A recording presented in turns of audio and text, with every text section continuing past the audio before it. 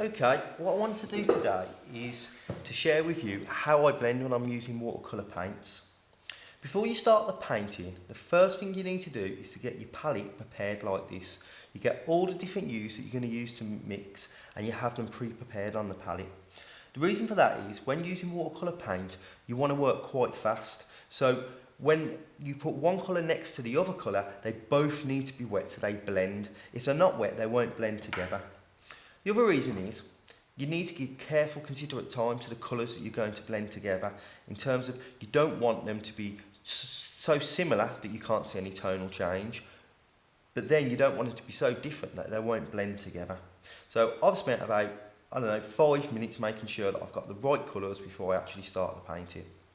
The other thing you need to do before you start the painting is select the right brush. If it was me, I generally go for a larger brush. You've got, obviously they start quite small, so I've got a 0, actually I've got a 2 there. I've got a 0 here, and you can see the numbers on the side. But what I generally would go with is something like a number 8. So you can see a number 8, an 8 there. Now the reason for that is when I'm painting, I want to get lots and lots of colour into these bristles.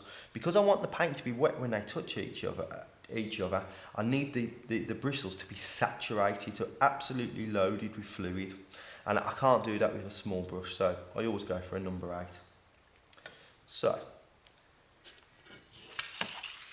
you can see I drew a little rectangle on the paper.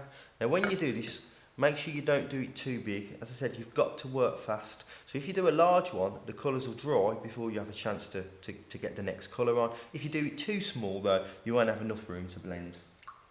Right. Always start with your lightest tone. It's that lightest hue. It's the same as when you're using pencil and you're doing your tone chart. It's easy to go darker, it's not so easy to go lighter. So, starting off with my first one.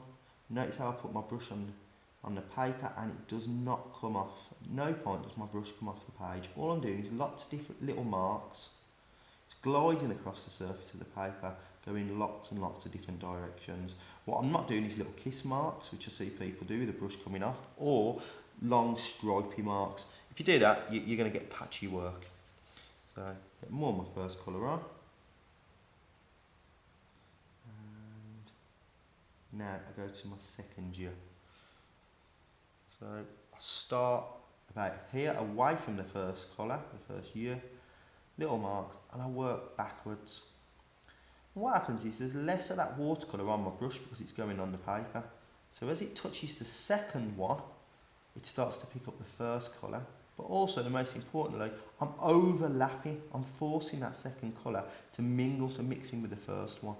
So you can see I've got a slight tonal change there. So now I go to my next colour. My next hue, slightly darker again. Again, watch my brush, it's not coming off the paper at all. Lots and lots of different directions. Small, very small marks. And I'm going to slightly overlap again, there. Forcing one, so it's gradually changing. Next hue, this one's quite a bit different. So I have to be careful here that it will blend because it is quite different. And as I work backwards, oh, you see, as soon as those colours touch, did you see that actually just run into each other? They want to run into each other. It's a bit like when you put oil on top of a bucket of water, it spreads out. It wants to cover that surface, see there. And then I'm going to go to, I'm actually going to take this one a little bit further back. Then I go to my next one. I'm getting even darker now. I'm actually going to have to do a little bit of mixing now. Work here. I'm just going to add a little bit darker. I'm going to add a little bit of red to this one now.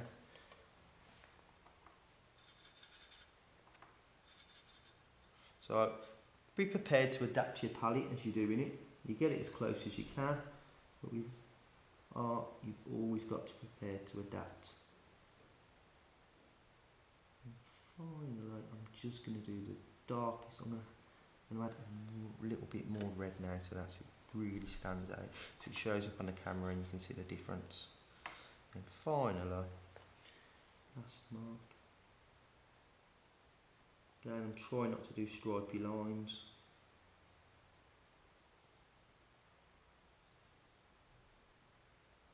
And I'm just going to give it a little bit of a push across. And hopefully you can see from the lightest one there all the way across. I'm actually going to add, just because I think the lightest one's a little bit patchy, I'm just going to add a little bit more yellow to that end, just to make sure it's a consistency of darkness. And that was a little bit more watery than the rest of the paint. So again, be prepared to adapt, do what you need to do. And there you go, from a light yellow to more of a deeper red. Thanks for listening.